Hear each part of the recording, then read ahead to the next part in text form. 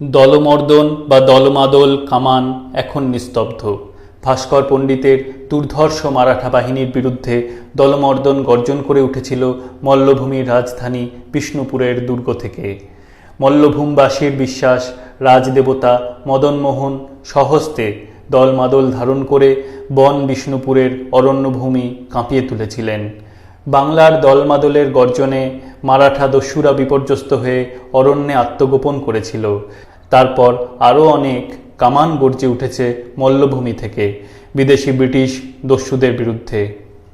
প্রায় 1 শতাব্দী ধরে উত্তর থেকে দক্ষিণ, পূর্ব থেকে পশ্চিম প্রান্ত পর্যন্ত সমগ্র মল্লভূম, বীরভূম, ঝাড়খণ্ড, সিংহভূম, মানভূম অঞ্চলে শত শত কামান গর্জন করেছে ব্রিটিশ সিংহের সামনে।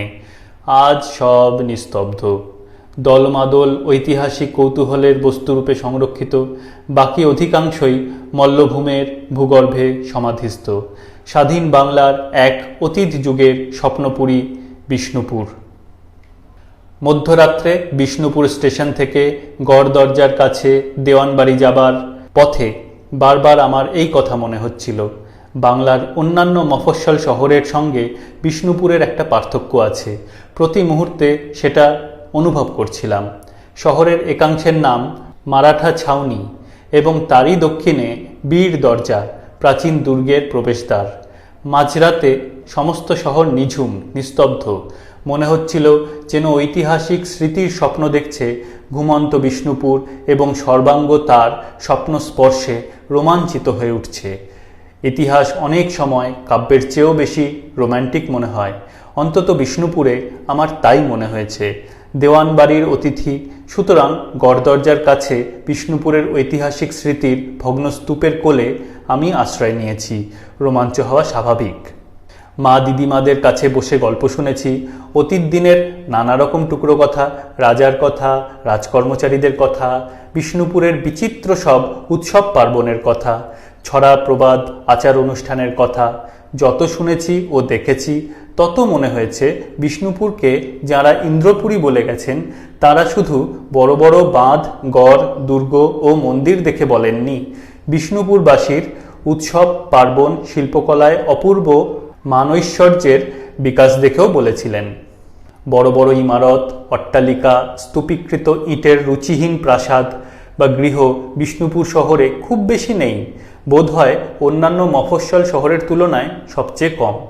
মারোয়ারি বণিকরা অভিযান করলেও কদর্য ইটের স্তূপে বিষ্ণুপুর আজও ছেয়ে যায়নি। এখনও বিষ্ণুপুরে ছবির মতন খড়ের বাঁকানো চালের ইটের ও মাটির ঘর, ব্র্যাকেটে বাংলা ঘর দেখলে চোখ জুড়িয়ে যায়। মনে হয় বিষ্ণুপুরে বাঙালি আজও বেঁচে আছে, অর্থের আভিজাত্যে তার রুচি বিকৃত হয়নি। বাংলার ঐতিহ্যের প্রতি বিষ্ণুপুরের যেন একটা নারীর টান আছে বলে মনে হয়। শুধু বিষ্ণুপুরের লোকালয় নয়, দেবালয়গুলি দেখেও তাই মনে হয়। বিষ্ণুপুরের রাজাদের সম্বন্ধে একাধিক কিংবদন্তি আছে। নজ্জমূলা জনশ্রুতি। জনশ্রুতি বা কিংবদন্তির মূল একটা থাকে, কিন্তু কালক্রমে সেই মূল থেকে এত শাখা প্রশাখা গজিয়ে ওঠে যে শেষ পর্যন্ত মূলটি আর খুঁজে পাওয়া যায় না। বৃদ্ধ পণ্ডিতের কাছ থেকে হান্টার সাহেব রাজবংশের উৎপত্তির যে কাহিনী সংগ্রহ করেছিলেন, ব্র্যাকেটে স্ট্যাটিস্টিক্যাল অ্যাকাউন্ট অফ বেঙ্গল এবং অ্যানালস অফ রুরাল বেঙ্গল গ্রন্থে, ব্র্যাকেট ক্লোজড, তার সঙ্গে গেজেটিয়ারের জন্য ও মালি সংগৃহীত, ব্র্যাকেটে রাজবংশের নথিপত্র থেকে, ব্র্যাকেট ক্লোজড, বিবরণের মৌলিক পার্থক্য আছে। বেশ বোঝা যায় প্রাচীন কিংবদন্তি ক্রমে রূপান্তরিত হয়েছে। পরবর্তীকালে মল্ল রাজারা যখন সভা পণ্ডিতকে দিয়ে বংশবৃত্তান্ত রচনা করিয়েছেন, তখন তার ভিতর থেকে ধীবর ও আদিবাসীদের সঙ্গে আদিমল্লের সম্পর্কের সমস্ত কাহিনী ছেঁটে ফেলে ব্রাহ্মণ কায়স্থদের কথা যোগ করেছেন এবং তাঁরা যে উত্তর ভারতের রাজপুত বংশজাত তাও ভালোভাবে বুঝিয়ে দিয়েছেন। বাংলাদেশের এইসব রাজবংশ চরিত ও কুলপঞ্জিকার একটা উপসর্গ মনোবিজ্ঞানীদের সহজেই নজরে পড়বে। সেটার নামকরণ করা যায় ক্ষত্রিয় কমপ্লেক্স ও রাজপুত কমপ্লেক্স। হিন্দু সমাজের বর্ণবৈষম্যের এটা স্বাভাবিক প্রতিক্রিয়া। অধিকাংশ ঐতিহাসিক, সমাজতত্ত্ববিদ ও জাতিতত্ত্ববিদরা এইসব বংশচরিত ও কুলপঞ্জির ঐতিহাসিকতা অস্বীকার করেন। এগুলির যে একেবারেই কোনো ঐতিহাসিক মূল্য নেই তা নয়, যথেষ্ট মূল্য আছে, কারণ বংশোৎপত্তির পরস্পর বিরোধী কাহিনীগুলি বিজ্ঞানীর দৃষ্টিতে বিশ্লেষণ করলে তার মধ্যে অনেক গোপন তথ্যের, অজানা ইতিহাসের সন্ধান পাওয়া যেতে পারে। আপাতত বিষ্ণুপুর রাজবংশ প্রসঙ্গে তা করবার প্রয়োজন নেই।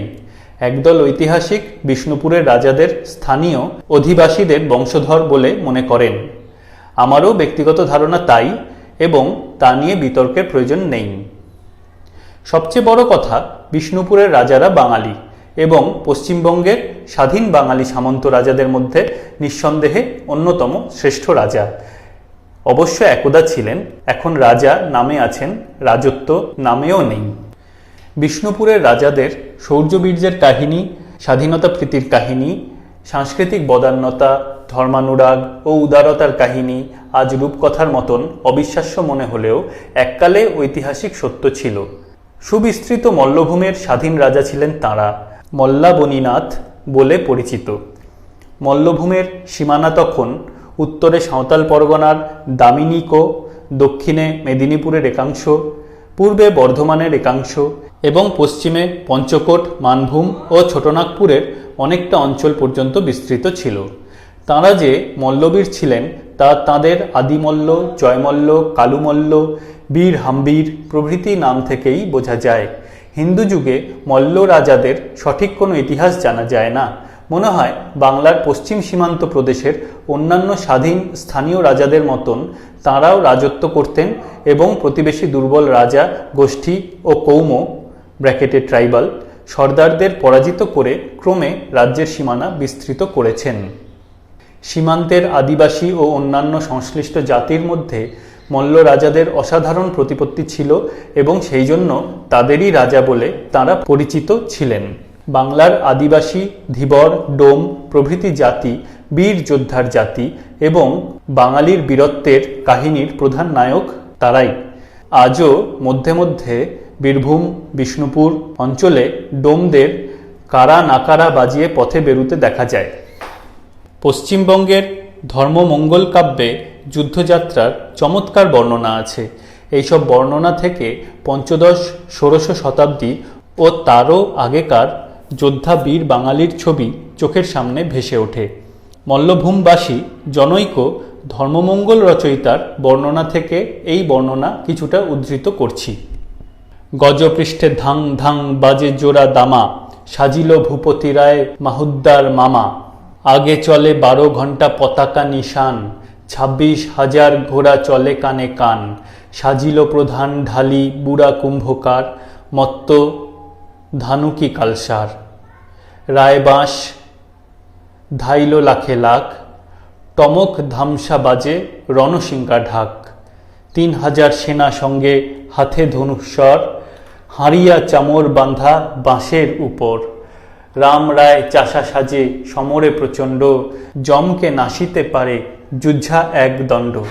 6 বুড়ি মাদল বাজে 13 পণ ঢোল, আগে ধায় বন্দুকি ধানুকি কত কোল। এর মধ্যে প্রধান ঢালি বৃদ্ধ কুম্ভকার আছে, সাধারণ চাষি আছে যে জমকে পর্যন্ত 2 দণ্ড যুঝতে পারে। বন্দুকি ও ধানুকি ও আদিবাসী কোল আছে। মাহুদ্দার মামা ভূপতি রায় আছে। 26,000 অশ্বারোহী, 3,000 ধনুর্বাণধারী প্রভৃতি আছে। একেবারে আদর্শ জনসেনা বাহিনী।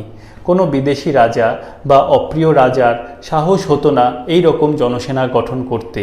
শুধু এই বর্ণনার মধ্যে নয়, আগে ডোম বাগে ডোম ঘোড়া ডোম সাজে, দাল মেঘর ঘাঘর বাজে। বাংলাদেশের এই ধরনের জনপ্রিয় ছড়ার মধ্যেও বাংলার জনসেনার স্মৃতি সম্পূর্ণ অক্ষুণ্ণ রয়েছে। এই সব ছড়ার উৎপত্তি অধিকাংশই পশ্চিমবঙ্গে এবং মনে হয় মল্লভূম অঞ্চলে। মল্লভূমের রাজাদের স্বাধীন রাজশক্তির আভাস পাওয়া যায় এই সব কাব্যিক বর্ণনা, লোকপ্রবাদ কাহিনী ও ছড়ার মধ্যে।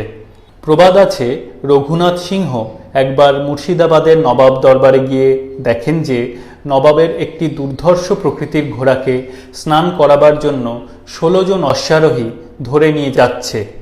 দেখে তিনি বিদ্রূপ করে বলেন, একটি ঘোড়ার জন্য 16 জন লোকের দরকার হলো? নবাব তাঁকে চ্যালেঞ্জ করেন। রঘুনাথ সিংহ অম্লান বদনে ঘোড়ার পিঠে চড়ে 8 দিনের পথ 9 ঘণ্টায় ঝড়ের বেগে ঘুরে এসে বলেন, এই নিন আপনার ঘোড়া, বেশ দৌড়োয় ভালো।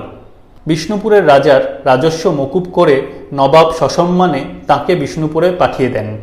কাহিনী হলেও এ কাহিনীর বৈশিষ্ট্য আছে, বীরত্বের বৈশিষ্ট্য। মল্লভূম রাজবংশাশ্রিত অধিকাংশ কিংবদন্তি ও কাহিনীর এই বৈশিষ্ট্য দেখা যায়। বোঝা যায় স্বাধীন রাজার সুদীর্ঘ বীরত্বের ঐতিহ্য এর মধ্যে আত্মগোপন করে আছে। ষোড়শ শতাব্দীর শেষে বীর হাম্বিরের রাজত্বকাল থেকে আমরা বিষ্ণুপুরের রাজাদের মোটামুটি ধারাবাহিক ইতিহাস জানতে পারি। মোগল পাঠানে যুদ্ধ চলছে তখন বাংলাদেশে।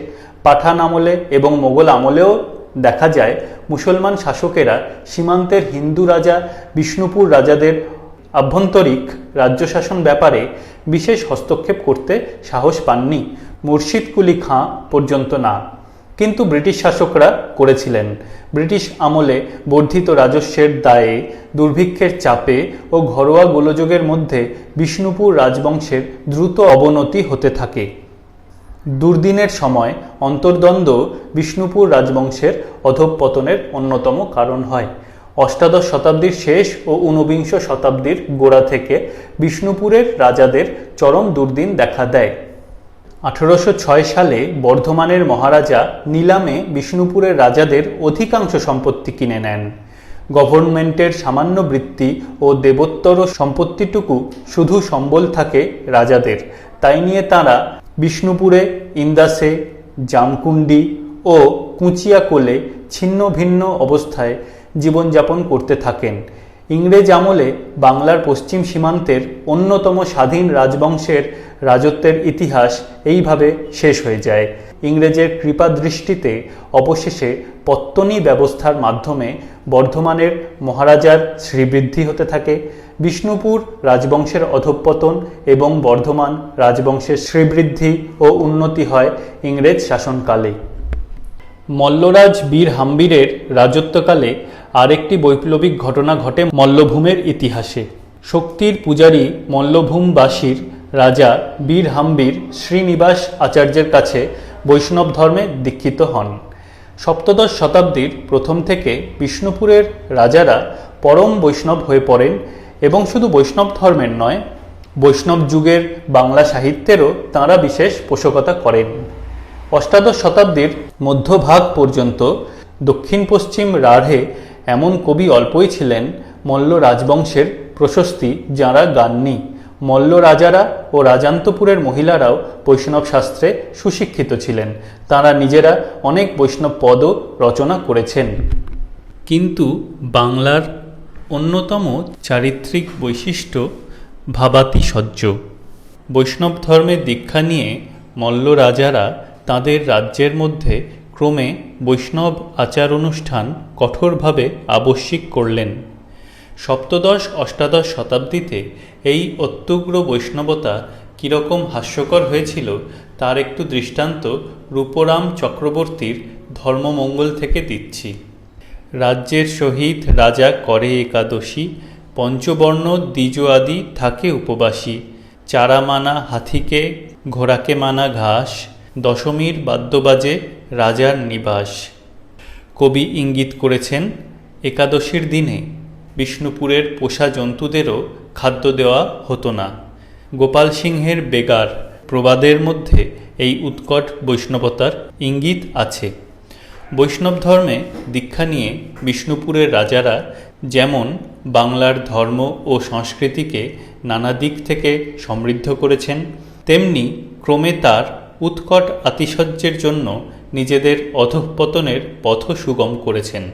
শক্তি ও বলবীর্যের পূজারীরা অবশেষে রাজ্যশুদ্ধ একাদশী করে ও গোপাল সিংহের বেগার খেটে নির্বীর্য শক্তিহীন হয়ে পড়েছেন।